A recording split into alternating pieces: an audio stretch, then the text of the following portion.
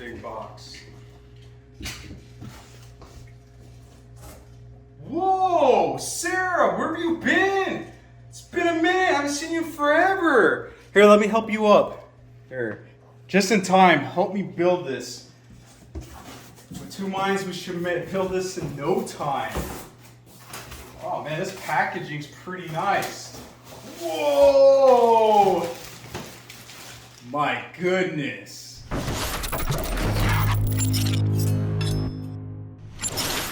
Hello everyone, and hello to you, Bortle Nation, for clicking onto this video and viewing this Traptrix deck profile.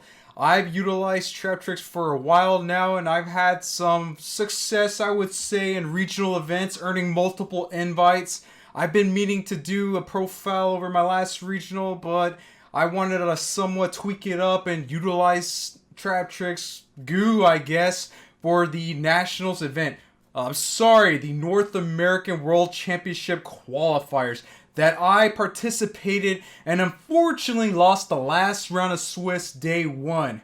My goodness, that's right, I ended up with 6 wins and 3 losses. You needed a total of 19 points to make day 2. And obviously, shout out to ewinracing for sending me this chair. Shout out to them. And if you want to save some serious money by ordering your chair today, make sure to check out towards the end of the video. I'm going to show you how, give some more detailed information about this chair, why Bortle approves it. But for right now, I want to just focus on this deck profile. And obviously, before I start the deck profile, I need to shout out to this channel's official sponsor, trollandtoe.com, where you can save 5% off your trollandtoe.com order by using Team Bortle 5 as the promo code. And most importantly, shout out to Team Bortle, shout out to Cam the Man Neil, who actually made top 16 at NATS. His profile's been up weeks ago, guys. Duelist Nexus is legal this weekend, and I can't wait to see what I pull from my packs. I'm excited for new support. So yeah, without further ado, let's go ahead and jump right into the deck profile, guys. Maximizing Mantis, we're just going to talk a little bit about our starters. And by now, guys, you have to know what these cards do. Check out my older videos if you want to see my older techs. I'm seeing a lot of people utilize all these techs I've used in the past. I mean, I'm not the pioneer of the deck, but I did win the first ever regional with Traptrix. My goodness. Alrighty, triple Murmillo. Remember, Mantis is your searcher. Murmillo searches traps, monster searcher here. And when this is special summon, pops back rows for days. You do not need to have a target. It's a mandatory effect to trigger your Sarah. Let's go. Let's talk about some other Traptrix monsters. Not 3 ofs. Whoa, what? That's right, 2 Arachnocampa. I didn't want to utilize 3 because in this certain build, I didn't want to get locked into insects or plants or whatever this thing locks you into. And I am utilizing double Pudica. Bortle, what the? Whoa. Back the truck up. I am utilizing 2 because I honestly thought 2 was enough. Third one never came up, so it might be the goo running 2 Pudica. I'm seeing some people actually maybe cut Arachnocampa to 1. I think you need to run 2, man. It's one of the best extenders of this deck. And Pudica right here, 2 was fine. I did use the special summon effect twice. It didn't come up a 3rd time. And throughout this video, if I remember, I'm going to talk about my matchups, guys. My first loss being Vanquished Soul, round 1. My goodness, that deck just... They won the dice roll, destroyed me game 1, so I got to see how that deck worked out, and I actually knew some of the effects from prior deck profiles. That's why I love this channel, man, because deck profiles, you learn some stuff right off the bat. And double Dynea. So a lot of people utilize the 2 copies, and I wouldn't change that ratio. 2 was perfect. There were a couple times where I opened no monsters. Let's talk about our non-Traptrix monster engines. We're maximizing Parallel exceeded 3. You have to max this card out, guys. I don't even care. But hey, guess what? Post-sighting, you can actually cut it out if you want. Because if you think about it, going second, many chances you're not going to be able to get away with the Sarah. Your opponent's probably going to stop you, negate and destroy your effect or whatever, so Parallel Exceed's just going to be dead. You want to have maybe like board wipes or other cards and Parallel Exceed spot when you're sighting. So that's a little goo right there. Alright, and our hand traps, triple Ash Blossom, that's it.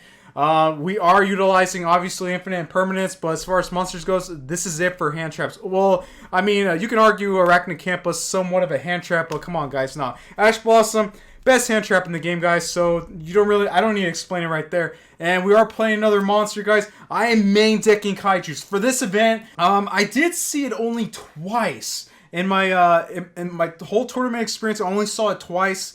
The first time, I actually used it, but it wasn't enough. I died. The second time, you want to know something crazy? I faced Generators late in Swiss day 1. And they summon a Psychic and Punisher. I'm hopefully I'm saying the monster right, but it's the one that's pretty much unaffected, man. I have no out to it. The only out I have is Gamseel. You want to know something gnarly? Game 3, I went Pot of Prosperity for 3. 3, guys, that's right, because it was somewhat late game. I didn't want to utilize all my extra deck, but I was like, man, maybe I should have done 6, but at the same time, I think I had 5 left, so I couldn't. So anyway, the third card, Gamseel. My goodness. So I don't know if main decking it was the right choice, but at the same time, you want to at least main or side Kaijus. You just have to, man, because you want to get rid of that boss stuff. But there's another reason why I was main decking this, and I'm going to show you like pretty much right now. Alright, well, as far as spells goes, triple Pot of Prosperity. No explanation there. This card actually got hit in the OCG. I honestly see this card getting hit. This is one of the main reasons why I am not jumping back on the Trickstar wagon, because if your opponent activates this, you cannot reincarnation them. So that's why I love and hate this card. But if it's a 3 of, I'm running it in Traptrix, baby, all day, every day. And now I am playing Traptrix Garden. 2 copies, I mind you. 2, I've always ran 1 in the past, but I'm like, you know what? If I get clunky, bricky hands, that second one's going to come up, and it sure did. And yes, obviously, I would open it a couple times, but hey, man, certain hands, 2 is the goo.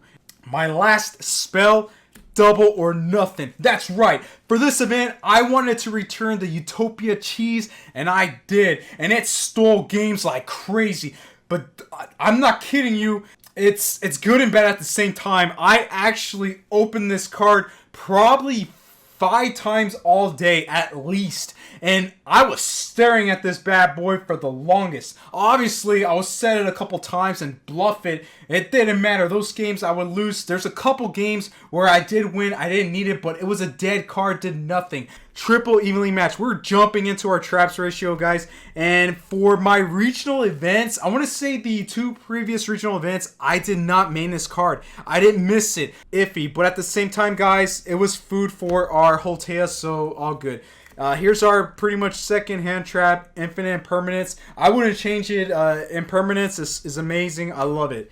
And speaking of trap holes, let's go. Triple Holtea. I don't really need to explain this. It has a really big booty. And the crazy thing is, guys, I did face a mirror match towards the end of the day. Unfortunately, I had to take games 1 and 2 because that deck is so scary. When you're playing that mirror match and your opponent has Sarah set up, you're gonna like really think hard if you want to activate your own Holtea, because you're just gonna trigger their Sarah. And Pudica is amazing in the mirror match. Gravedigger's Trap Hole 2 Bortle. Why?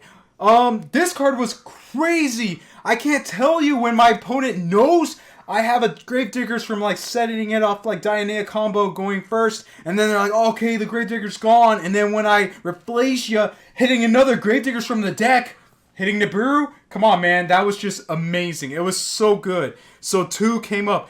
Basically, guys, these are all my trap holes right here. 2 Gravediggers, 2 Floodgate Trap Holes. Comment down below. Let me know that this is terrible ratio. I'm down. I want to communicate with you, Bortle Nation, or members of the Trap Army. And guess what, guys? There's a really big Facebook group out there called Traptrix Duelists, I believe. But hey, man, I love it. Shout out to Trap Army over there. I wanted to utilize the best trap hole out there, which is Floodgate Trap Hole. And we're going to have potentially a new contender in this next set, Duelist Nexus. That's dropping.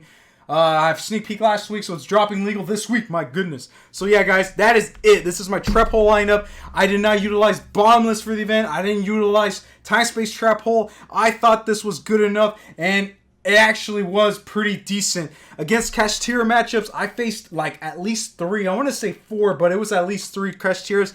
They did not expect the second Floodgate Trap Hole. It was just nuts. So this was a really good ratio, really good lineup. I think going forward, I may have to introduce the other ones back, guys. But it was really nice for me.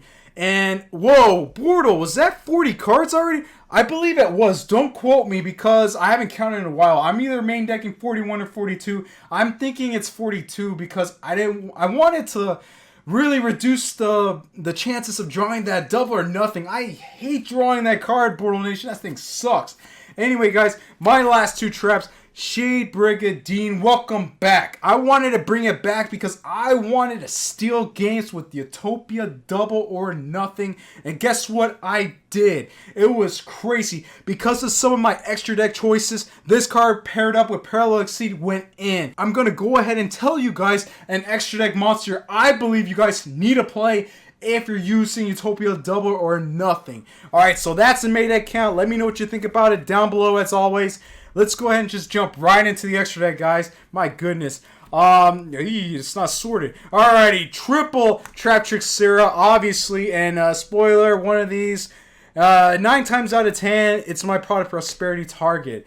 And we're going to go ahead and just talk about another link one, Lingaribo. Play this for Parallel Exceed. And if my opponent somehow negates my Parallel Exceed from special summoning from the deck, from like via Ash, I can make Lingaribo and save myself from Evenly Matched. Speaking about Evenly Matched, that card was problematic. I can't tell you how many games I lost to that card. Anyway, guys, let's talk about some more extra deck monster stuff. Link Spider. Shout out to Link Spider. This paired up with Shade Brigandine was able to make me a Utopia Double or Nothing, and man, boom, shoot for game. The cool thing is, Double or Nothing is so cool because your opponent does not expect it. They're chilling with a face-down monster. Like, how? OTK me, bro. It's at 1800 defense, 2000 defense, whatever, man. Guess what? I am going to OTK you. Pentastack came back in. I was stealing games left and right with Pentastack. This card alone, well, not alone, but it helped me win my first ever regional with Traptrix. My goodness. So anyway, Pentastack came back in. And it was just amazing. So as far as our bigger Link monsters, guys, I was utilizing a Nightmare Unicorn and Access Code.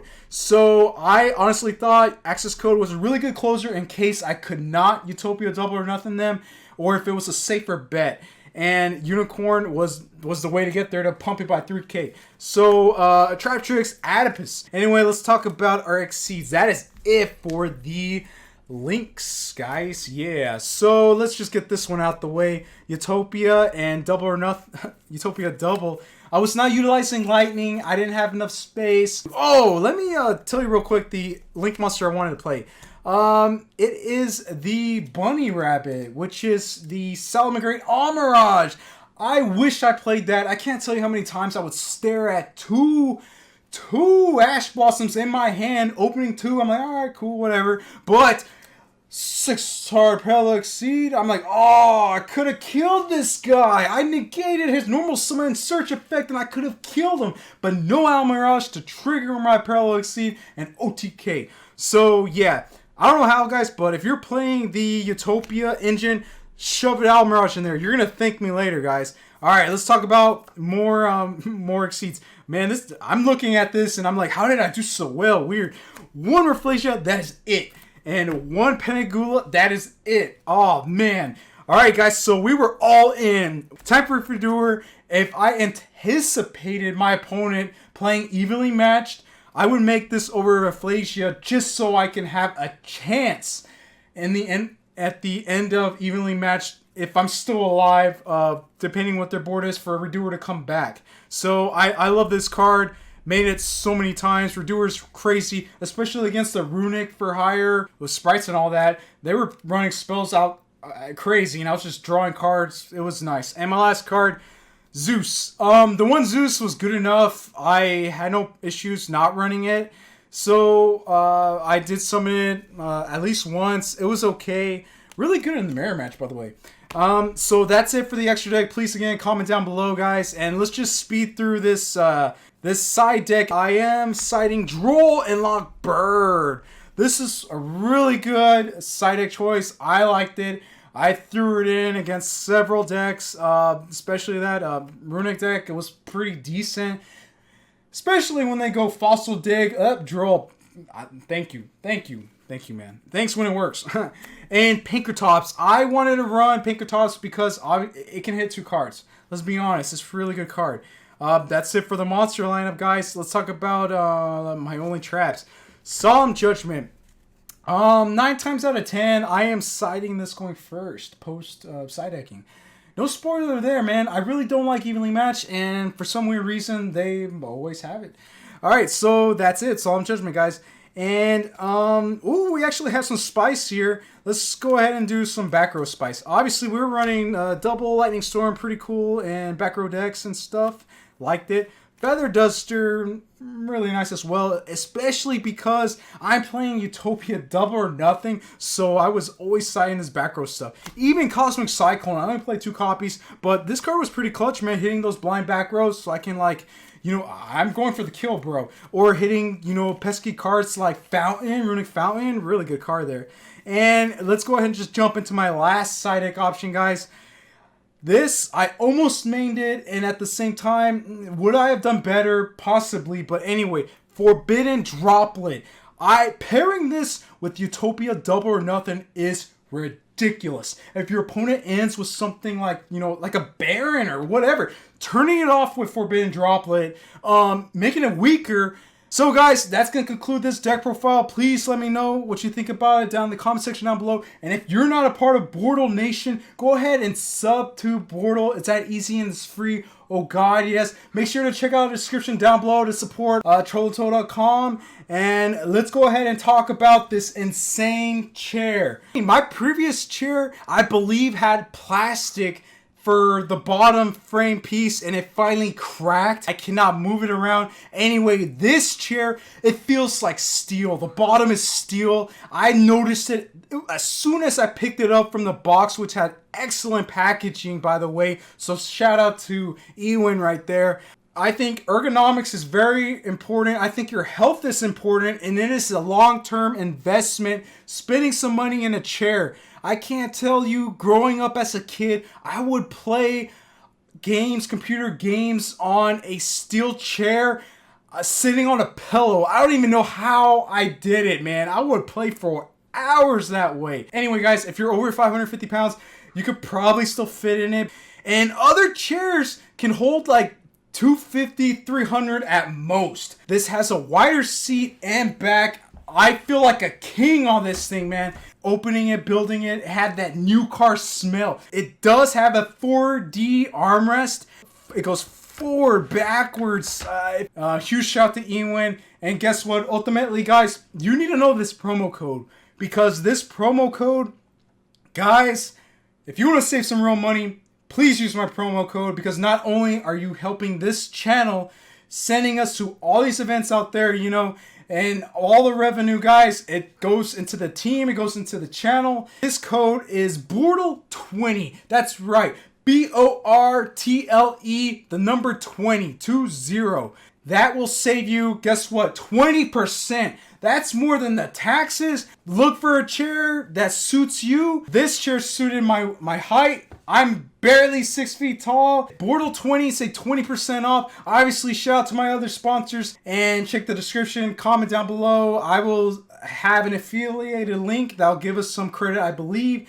If you don't want to use my code, at least click that. Please use my code Bortle20, say 20% off your Ewin purchase. And guess what? They not only have chairs, they have tables there as well. Sub to the channel. More content coming soon. That's going to be it, guys. Bortle out.